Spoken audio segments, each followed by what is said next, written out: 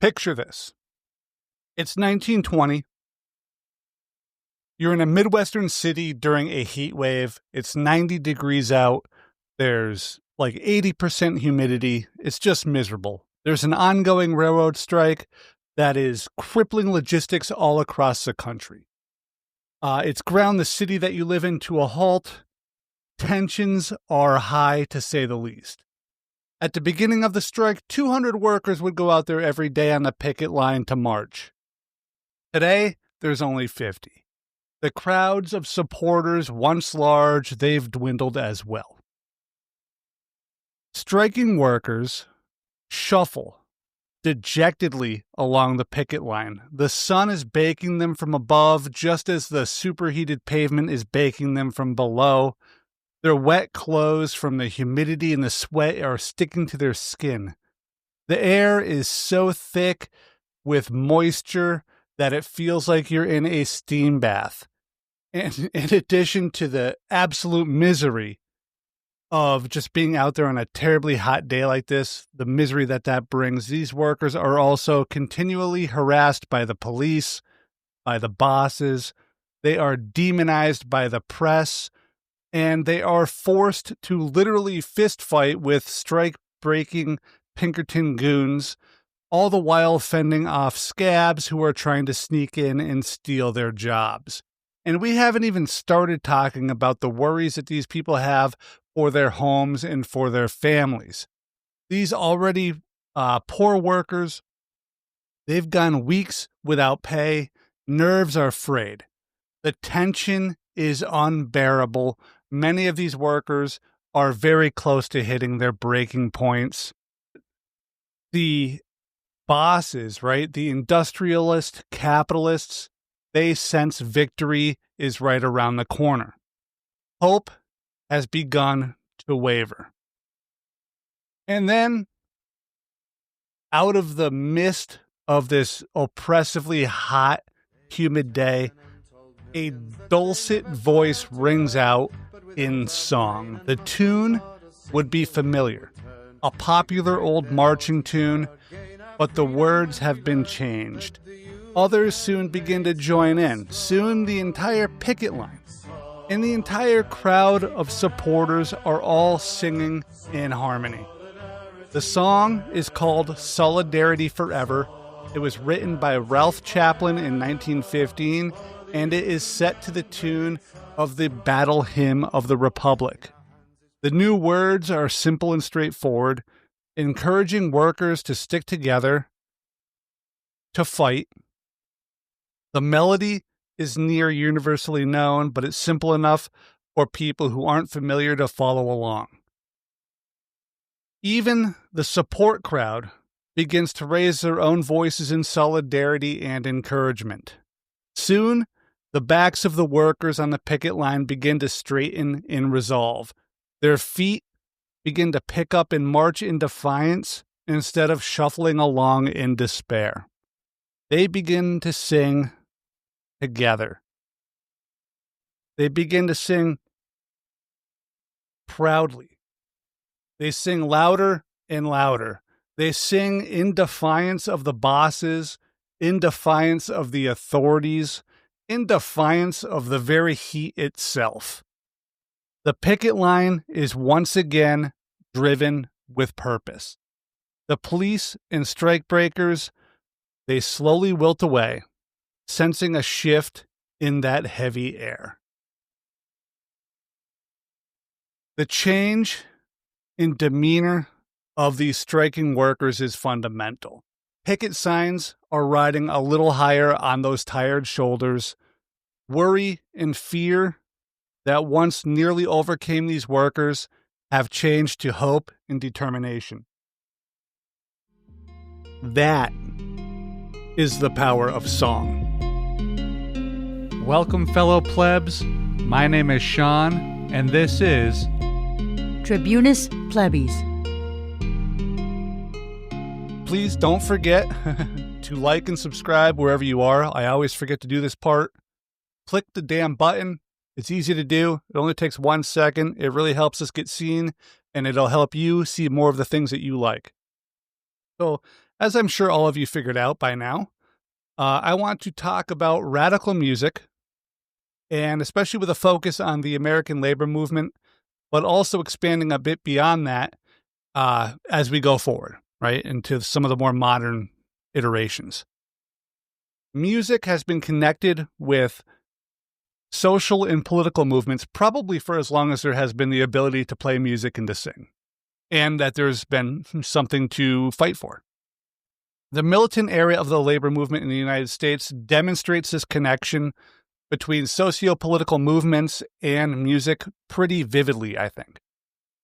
During the most militant period of the labor movement, roughly something like 1880 to the 1960s, truly radical music functioned not just as sort of a full-fledged art form in and of itself, but really as a practical and effective tool to organize workers and inspire solidarity. Music, in this sense, wasn't just for entertainment. The earliest of these works weren't really written to be sold or to be copyrighted or performed in a show for, adoring crowds in a music hall. They weren't really written to be sung alone or listened to alone in a room. No, these songs were meant to be sung together with your comrades and potential comrades. They were meant to be sung to inspire solidarity, but also to pass along motivation, goals, and even political theory. In the hands of political and social radicals, music became a tool of defiance and revolution. During this time, and really, even right up until the current day, radical music was and is a weapon, the weapon of the masses. These songs organized workers. They spread political ideas, and they kept up morale.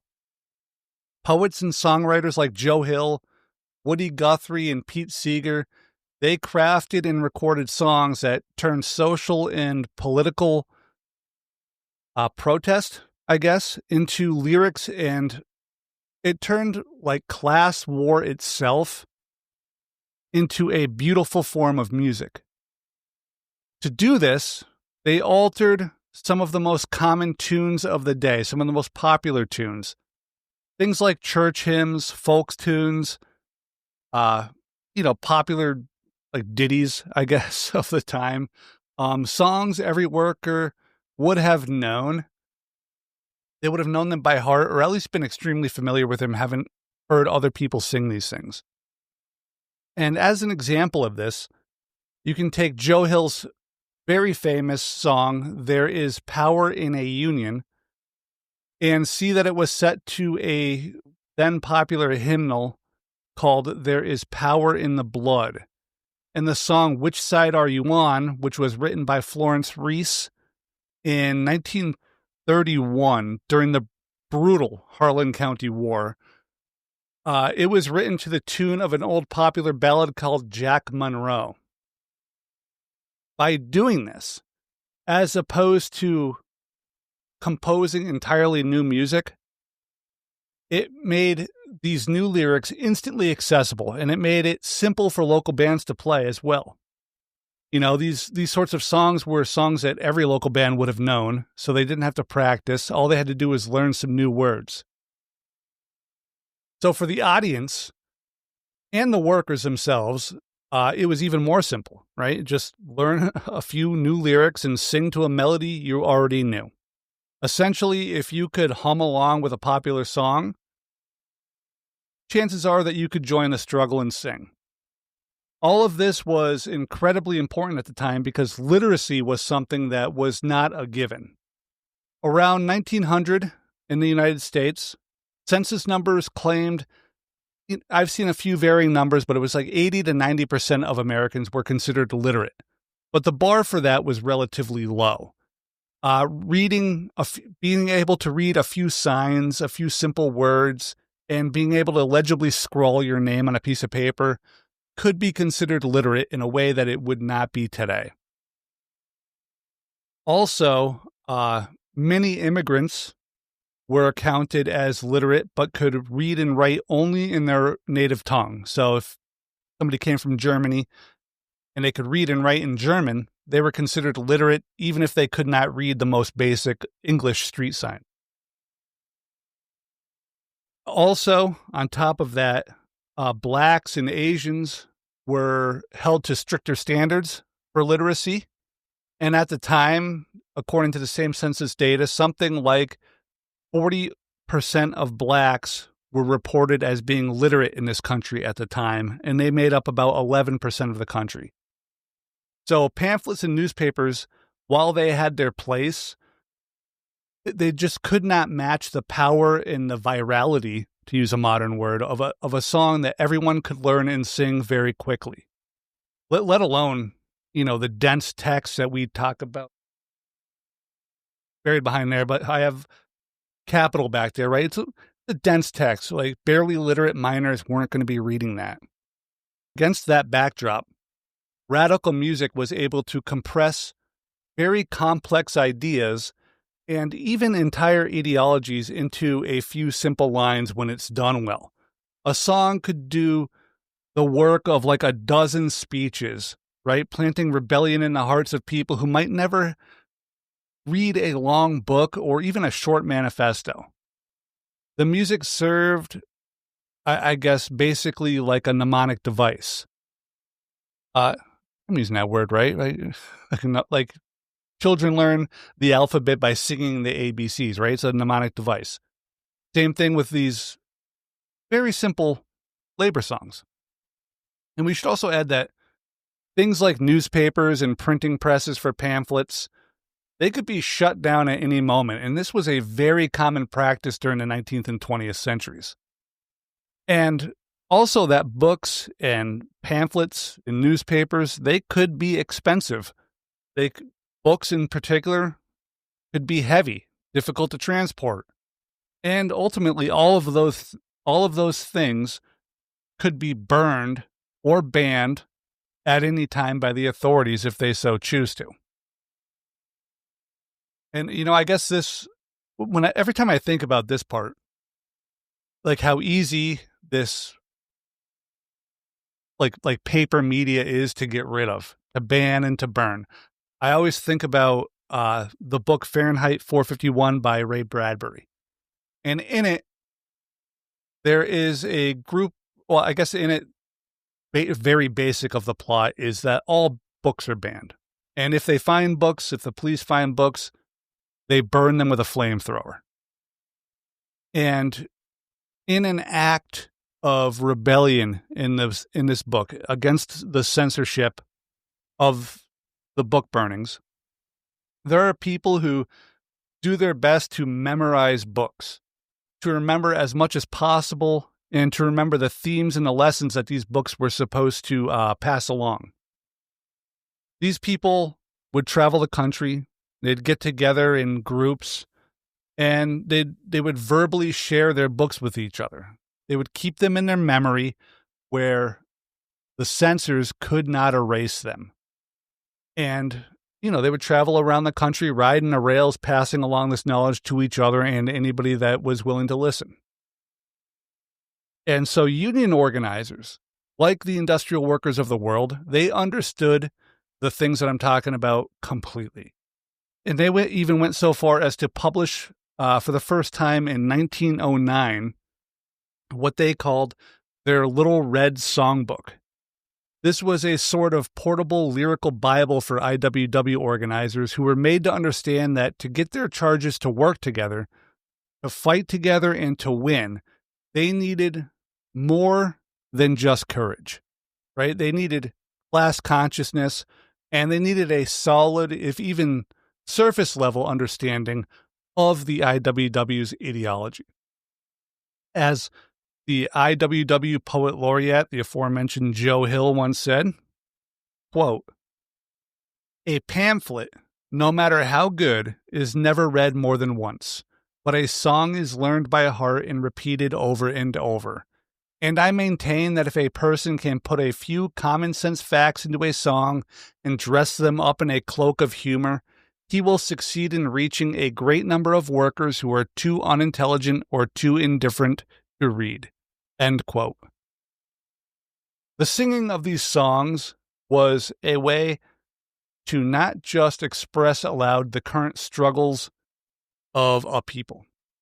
They were pointedly direct in naming the problem itself, capitalism, and they exposed the lies of their own bosses or politicians, even clergy.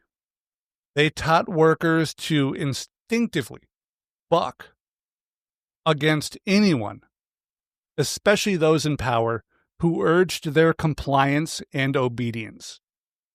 A powerful radical labor song doesn't simply emote the pain of the working class. It just doesn't just speak towards a diagnosis or offer like a balm of a symptom. Nope. A powerful labor song, a well-written labor song, will actually offer a cure for the actual disease itself. It will offer solidarity, collective action, and a clear call for a world where the workers will actually own their own means of production. These songs were lessons, and the Little Red Songbook was a textbook in disguise. Sure, yes, these songs, these lessons, they could entertain people around a campfire. But they also educated and even trained workers even as they were entertained. They did this every single time one of these songs was sung out loud. They taught workers to question authority and to believe in their guts and to actually believe that change was possible. In this way, by doing this, labor organizing, social activism, and a militant resistance, they all kind of intersected with music and art, and they got combined to create what became, I guess, like an undeniable cultural expression of rebellion and solidarity of the working class. This intersection directly affected and influenced both immediate and direct labor struggles, as well as, broader, societal, more generalized, like social and political movements. In the labor movement, these songs helped bring together an incredibly diverse, set of workers, right? And it brought them around common goals. Organizers faced a lot of issues along these lines. On the lowest level, they had to organize workers from different jobs within a same factory. And that was often a difficult job in and of itself. They then had to contend with workers from, different industries altogether. They had to talk to longshoremen, railroad workers, textile workers, and, auto workers, and so on. We call loggers, lumberjacks, and so on. Now consider that many of these workers were new immigrants from various countries, each with their own culture and language, right? When you have all of that and you are trying to organize all these disparate groups of people, you're trying to, forge them into a shared identity, right? Whether it be as workers or a deeper class analysis, you're hit with the problem of exactly how do you create these connections? Well, one way is, to sing together, to use music to forge those bonds, to connect people emotionally and ideologically through true camaraderie, right? Singing together. What may have been mistaken as pure entertainment was actually creating solidarity from the ground up and cutting across all of those different languages and all of those different cultures. Singing together encouraged workers to become part of a unified group. part of something bigger than themselves. The physical act of singing together, of singing affirming, relatable lyrics that validated their life experience, all of that became an emotional bond. In organizing an environment riven by all of these divisions, these language, culture, ethnicity, religion, of differing job skills, education, and different industries, music can transcend all of that. A well-written song can carry a message amongst workers far quicker and far more effectively than any pamphlet or newspaper, no matter how well written or in how many languages, ever could. Singing allowed these workers to express their struggle, and hearing others sing allowed those same workers to hear others talking about sharing the same struggle that they had, right? It unified them. They were sort of simultaneously voicing their own exploitation and hearing how everyone else was in on the same fight. They each learned that none of them were alone in their struggles and that they all faced the exact same enemy. Music, in this sense, obliterated their sense of isolation. This choral solidarity would become real-world strength expressed as class solidarity, discipline, and ideological agreement and unified goals. And look, I'll admit something right now. I don't totally get why music works on such a deep, emotional, instinctual level. A Beethoven deep cut doesn't really affect me any more than a random EDM song. But lyrics do touch me. Words touch me, and words set to a melody, they hit me hard.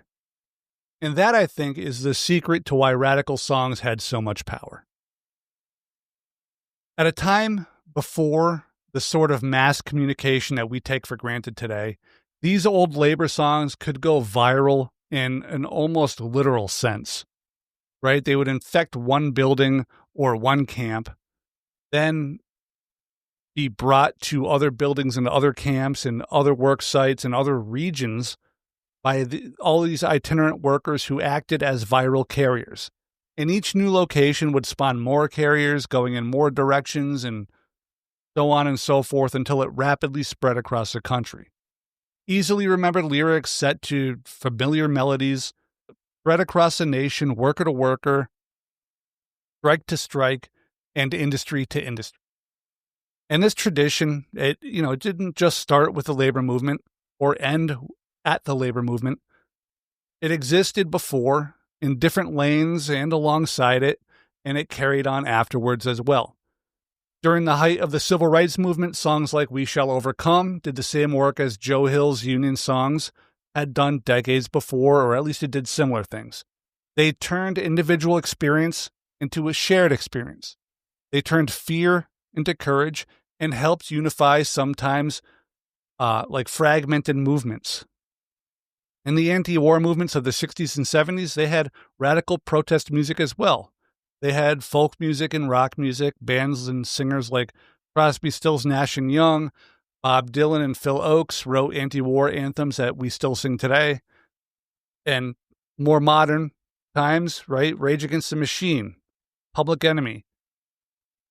Bands like that, they put bigots, conservatives, useless liberals, and even the government itself on blast in later years. Technology made protest music even more viral. Now it could be more than just shouted in the streets or sung in halls and shared by word of mouth or in songbooks. Now it could be played on radios. It could be amplified at music festivals. It could be sung at rallies over loudspeakers. And it could be carried across generations on solid-state media and used and played in affordable players. And today the same pattern holds. Protest chants at Black Lives Matter rallies. Indigenous water protectors singing at Standing Rock, and hip-hop groups calling out systemic racism. These examples, and more, are the direct descendants of this early radical music tradition. Whenever people fight for justice, they often turn to music. It's not used as an aesthetic by these folks, right? It's not used for mood. It's used as an accelerant on their movements. The instruments and technologies may have changed, but the function remains the same: rallying the people, the proletariat, unifying them in solidarity, spreading a message, and keeping movements alive, even when exhaustion sets in and opposition stands in our way. So ultimately, when we talk about radical music, we're not just talking about, quaint old West Virginia folk music strummed out on a banjo. We're not talking about, simple, if historic and effective labor ballads. We're talking about a weapon to be wielded by organizers and activists going forward. It's something that can be wielded by workers across cultures, industries, and even language divides. It's a weapon that not only attacks those who will oppress or attacks prevailing incorrect narratives. It's a weapon that can galvanize, hot, exhausted, fearful workers and form them into a unified group with singular purpose and shared goals. The bosses had the Pinkertons, they had the police, the courts, and the press. The workers had their bodies and their voices. And as shown again and again and again, that was often enough, exactly what those workers needed to get into the fight and to keep the fight alive when it might otherwise have fled. Poor itinerant workers like Joe Hill were going viral before radio, before television, before the internet. And they were doing it, not for fame or money or privilege or even to better their own place in this world.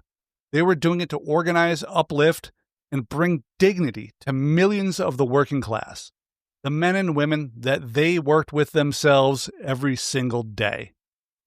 They were doing it to bring class consciousness, to cut artificial divisions, and to push solidarity further than any book or pamphlet ever could on their own anywhere in the United States. The power of music has been recognized for quite a while, going back to at least the 17th century, right? The English folk song Cuddy Wren contained within it an agitation for a peasants' revolt. In the mid-1800s, songs like Johnny, I Hardly Knew Ye, a vicious anti-war parody of When Johnny Comes Marching Home, which was written in Ireland, was used to educate people to stifle recruitment into the British Imperial Army. And Johnny, I Hardly Knew Ye is actually a great song. I think the Irish Rovers do an awesome version of it. Check it out. And this sort of history of radical music, it didn't stop in the 17th, 18th century. It didn't stop in 1920 or 30 or 40, right? Because radical music isn't just confined to history. It carried into the civil rights era, into more modern anti-war movements, into every movement where people battled, when they fought against the odds, against great odds at times, against seemingly all-powerful corporations, governments, or social barriers. Songs like Mississippi Goddamn by Nina Simone lamented white liberal complacency during the 1960s. And this stuff is still here today. We still have radical music. The bosses, they still have the police, right? They still have the media. They still have the politicians and the courts in their pockets. Against that, any grassroots movement can feel hopeless. But we need to always remember, and what I think music like this reminds me of, at least, that we still have each other. And when we still have each other, we still have our unified voices. The old songs, they carried workers through strikes, lockouts, and through desperate battles and absolute oppression. They turned fear into courage and despair into hope. They can do the same for us now, because solidarity, not just a simple idea.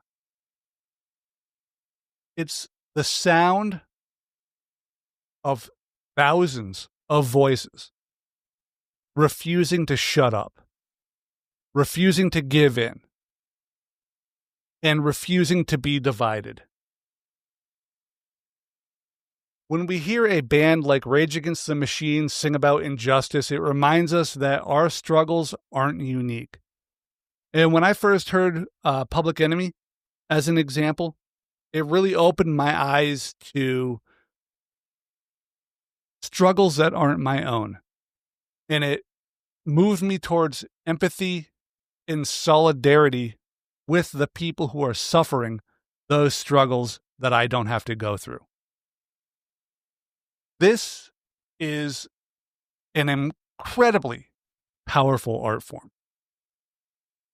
But then when we sing together as one, it reminds us that we really are not alone. The struggles born out in all of these lyrics, all of these songs are familiar, yes, but even more than that, like when we sing these things, we are physically close. We see those other people vocalizing what we're feeling right next to us. And there are, and we look around and there are dozens of other people all doing the same thing. And when those in power hear that chorus, we remind them that they have not succeeded in dividing us and splitting us apart. It reminds them that there are more of us than there are of them. We show them who truly has the power if we ever choose to exert it in solidarity. It should also remind us that movements can't be built and nurtured through the internet alone. It can't be built through paperwork or meeting alone either. So go listen to some of these songs. Listen to Pete Seeger. Listen to Rebel Diaz. Listen to Public Enemy, Rage Against the Machine, Billy Bragg. Enjoy them all. Enjoy them in your car. Listen to them in your earbuds. Learn the lyrics. Take the time to understand what was being conveyed. Look up some of these old songs. Learn about who wrote them, why they wrote them, where they wrote them. Understand them in their proper context. You will learn a ton of history along the way. If you play an instrument, learn the music. That's why I have this banjo here, because I wanted to learn this music. I cannot play the banjo for crap after like 2 years. But it's one of the reasons why I got one. If you sing, learn the lyrics and sing them if you can. Right? Write new ones if you're inspired. Carry the music forward, because as long as we keep singing and keep playing, then we know that there are people still here who are still fighting. This is the power that music can bring, and the struggle is not yet over. Because solidarity like this does not just happen. You don't trip and fall into it. It needs to be instilled, nurtured, promoted. Radical music, radical protest music, it's not just empty pop. It's the crying of the war cry of the masses. It's the war cry of the working class that is refusing to break under the weight of their oppression. And the picket line story that I created in the beginning of this episode, it's not just historical fiction. It's a reminder that politicians can be corrupt, bosses can break strikes, cops can break bones, but a song, a simple song that is defiant in its words, defiant in how it's sung and by who it's sung, and a unifying song it can carry a movement further than fear and isolation ever could. And that's it, guys. Solidarity forever.